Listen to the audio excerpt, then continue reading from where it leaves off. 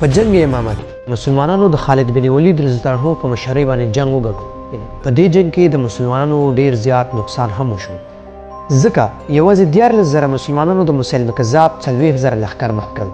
او کله چې د دې عظیمي فتح خبر د مسلمانانو پایتخت مدینه منوره ته ورسید، نو مسلمانان ډیر زیات خوشاله شو. لیکن حضرت عمر فاروق رضی الله عنه چې وکتل په دې جنگ کې ډیر زیات صحابه کرام شهیدان شوي چې یوازې 200 حافظ قرآن ول. نو هغه وکتل که چیرته حافظ قرآن خدا نه خواسته همدا شهیدان کیږي، یو وخت به داسې راشي چې د قرآن د صحیح مصحف په نشتون کې به مسلمانان په لوی اختلاف کې ولګي او په ډلو به تقسیم شي، چې د یهودو او نصاراو غوندې به په تفرقو وویشل شي. او د یهودو په وینا د هغوی کتاب یعنی تورات په 40 شپو کې الله جل جلاله نازل کړی و. لیکن قرآن د تورات غوندې یو وار نه بلکې لږ لږ په 23 کلو کې نازل شوی و. رسول الله صلی الله علیه وسلم ته د تورات او د انجیل د تبدیلی په اړه باندې معلومات، نو هغه د قرآن مجید د حفاظت لپاره یو بهتر او سخت سیستم جوړ کړ. د قرآن کریم تر ټولو لومړی لفظ اقرا مطلب لوستل. لیکن د نن 1400 کال وړاندې په مکه معظمه کې داسې خلک ډیر زیات کم ول چې هغوی قرآن ولیکي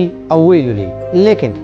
د اول ورځ نه د اسلام قبولولو والا کې ځینې خلک داسې ول چې هغوی لیکل او لوستل کولی شول. رسول الله صلی الله علیه وسلم د هغوی له ډلې څخه یو څو باوري صحابه کرام د قرآن د لیکلو دپاره وټاکل. او کله چې په رسول الله صلی الله علیه وسلم باندې د قرآن کریم کوم آیات نازل شو، نو رسول الله صلی الله علیه وسلم به تر ټولو لومړی هغوی راوغوښتل او هغوی ته به د قرآن کریم آیات لوستو او ورته به یې ویل چې کوم آیات په کوم صورت کې د کوم آیات نه وروسته ولیکل شي، کوم چې به هغوی ډیر په احتیاط سره لیکو. او وروسته به یې رسول الله صلی الله علیه وسلم ته ورو چې کومه غلطي خو به پکې نه وي. همدې ترتیب سره 2-3 وارې لوستلو نه وروسته به نورو مسلمانانو ته رسېدو. قرآن کریم لیکلو والا ډیر کم و، نو د کوم لامله چې نور صحابه کرامو د اوریدو سره سره په یادو یادول هم شروع کړل. په مکه معظمه کې قرآن کریم په همدې ترتیب سره لیکل کېدو.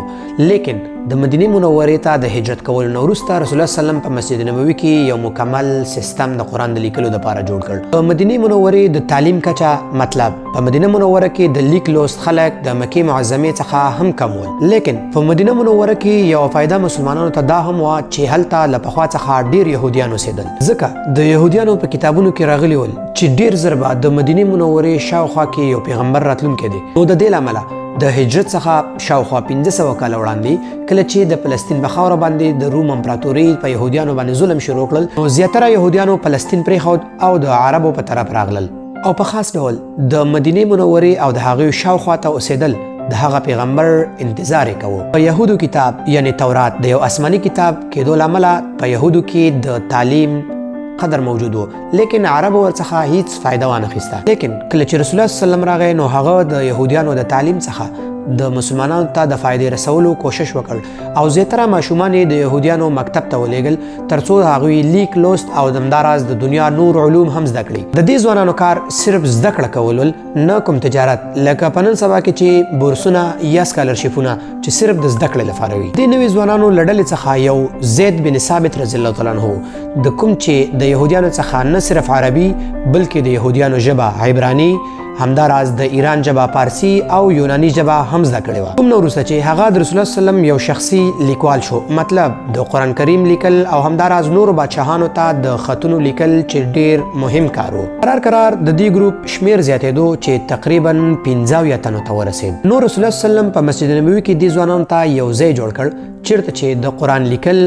یادول او نورو ته رسول کېدل. د هجرت نه صرف 2 کاله وروسته د بدر په غزا کې مسلمانانو ډیره لویه فتحه حاصله کړه، د کوم لامله چې هغوی ډیر زیات بندیان راوستل او بعضې بندیان یې د پیدې په وسیله باندې خوشي کړل، مګر بعضې نور داسې بندیان ول چې هغوی پیدیان نشوه تاویلولی. رسول الله صلی الله علیه وسلم له هغوی څخه وغوښتل که چیرې تاسو 10 مسلمانانو ته لیک او لوست زده کړئ، نو مسلمانان به تاسو خوشي کړي. په دې طریقې سره مسلمانانو خپل مکتبونه جوړول هم شروع کړل. د دې ځوانانو کار یوازې صرف د قرآن کریم لیکل او لوستل نه ول، بلکې د مدینې منورې ټول کاغذي کارونه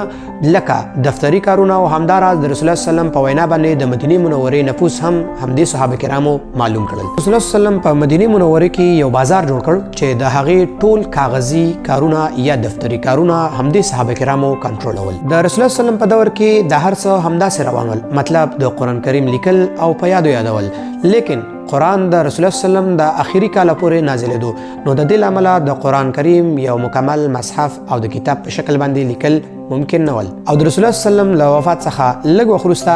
په جنگ امامه کې صرف 200 حافظ قرآن شهیدان شول. نو حضرت عمر فاروق رضی الله عنه فکر وکړ که چیرته همدا ډول قرآن حافظان شهیدان کیږي او راتلونکي مسلمانانو ته قرآن په یو مکمل کتاب شکل کې موجود نه وي نو هغوی په یو لوی اختلاف کې وغورځېږي. کوم لامل چې هغه د وخت خلیفه حضرت ابوبکر صدیق رضی الله عنه ته ورغی او ورته یې وویل مونږ باید قرآن په یو مکمل شکل باندې ولیکو او همداراز داسې ترتیب کو لکه څنګه چې رسول الله صلی الله علیه وسلم ویلی و. لومړی خو حضرت ابوبکر صدیق رضی الله عنه انکار وکړ او ویل چې زه داسې کار ولې وکم کوم چې رسول الله صلی الله علیه وسلم نه وي کړی. نو حضرت عمر فاروق رضی الله عنه د هغه د رضا کولو لپاره پوره کوشش وکړ او هغه ته د یهودو او نصاراو د کتابونو د تورات او د انجیل د تبدیلی مثالونه ورکړل. ځکه په موسی علیه السلام باندې تورات د نازلېدو نه وروسته لومړی خو تر 100 کالو پورې تورات په خپل شکل صحیح موجود و. د موسی علیه السلام د وفات نه 800 کال وروسته او د نن نه 2600 کال مخکې کله چې د فلسطین په علاقه باندې بني اسرائیل اوسېدل او په هغوی باندې یو بل سلطنت چې د بابلونین په نامه باندې حمله وکړله او ټول فلسطین او په خاص ډول بیت المقدس برباد کړ د کوم لامل چې د بني اسرائیلو طاقت مکمل ختم شو. د بابلونین بادشاه بخت نصر د یهودو څخه دومره نفرت درلود چې د هغوی ټول عبادت خانې او په خاص ډول تورات وسوځو. مطلب داسې وخت راغی چې په دنیا کې یو تورات هم موجود نه و. او هغه نه وروسته یهودیانو بیا تورات ولیکو او هغه صحیح ومنو او همداراز په نصرانیت کې د انجیل ډیر ډولونه موجود دي کوم چې کلیسا یو څو خپله صحیح منلي او باقي نور یې غلط منلي دي. چې حضرت عمر فاروق رضی الله عنه دا ټولې خبرې وکړې نو حضرت ابوبکر صدیق رضی الله عنه هم ومنله او د قرآن د صحیح لیکلو امر یې وکړ. د دې کار لپاره هماغه صحابي زید بن ثابت رضی الله عنه وټاکو او همدغه وخت کې په مدینه منوره کې 25 داسې صحابه کرام موجود ول چې هغوی ته قرآن کریم یاد و. حضرت ابوبکر صدیق رضی الله عنه د زید بن ثابت رضی الله عنه د نظارت د لاندې یو ټیم جوړ کړ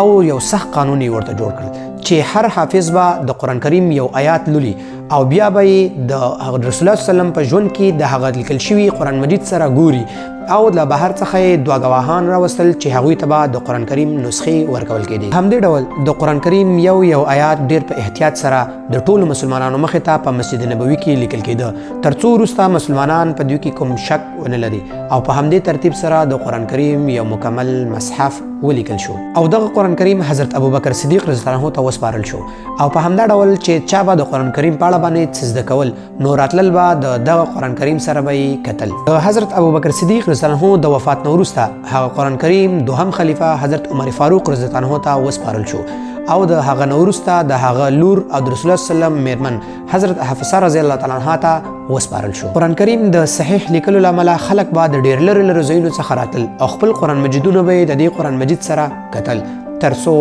صحیح وي او تر ډیره وخته همدا کار دوام کوي. لیکن د حضرت عثمان رضی الله عنه په دوره خلافت کې کله چې ټول جزیرة العرب فتح شو او همداراز د روم او د فارس امپراتوري هم فتح شو او اوس یو طرف ته افغانستان او بل طرف ته د الجیریا په فتح کې مصروف وو کوم چې به موږ وروسته بیانوو. نو سبسکرایب. نو د دې لوی امپراتوري یو لښکر چې د روسیې سرحد سره نږدې د ارمینیا په فتح کې مصروف ول نو د همدې روسیې د سرحد سره نږدې په یو جومات کې یو ورځ یو ډله خلک د لمونځ څخه وروسته جګ شول او امام ته یې وویل تا چې د قرآن کریم کوم آیات ولوست هغه آیات داسې نه بلکې داسې دی او بله ډله جګه شوه هغه وویل امام بالکل صحیح ویلی دی. نو د دې دواړو ډلو ترمنځ یو لوی اختلاف او ان تر دې چې جنگ رامنځته شو او د دې لښکر مشر حذیفه دوی منع کړل. څنګه چې دا لښکر د جهاد څخه بیرته مدینې منورې ته راستون شو نو حذیفه د خپل کور په ځای باندې د امیر المؤمنین حضرت عثمان رضی الله عنه خواته لاړ او ورته ویل یا امیر المؤمنین امت محمد وژغورئ او ټوله قصه یې ورته وکړه او هغه دواړه ګروپونه بالکل په حق ول ځکه د دې نه مخکې قرآن مجید په ډیرو لهجو باندې لیکل شوی و نه صرف د مکې په لهجه باندې. لیکن د قرآن کریم په دومره ډیرو لهجو باندې لیکل مسلمانان په یو لوی اختلاف کې غورځول او حضرت عثمان رضی الله عنه امر وکړ چې قرآن کریم دی په نورو ټولو لهجو باندې ختم شي او صرف د مکې په لهجه دی ولیکل شي کوم چې د رسول الله صلی الله علیه وسلم لهجه وه چې امت تر څو د ډیرو لهجو له امله په یو لوی اختلاف کې واقع نشي. نو د دې کار لپاره هماغه صحابي حضرت زید بن ثابت رضی الله عنه راوغوښت او د هغه د نظارت د لاندې یو ټیم جوړ کړ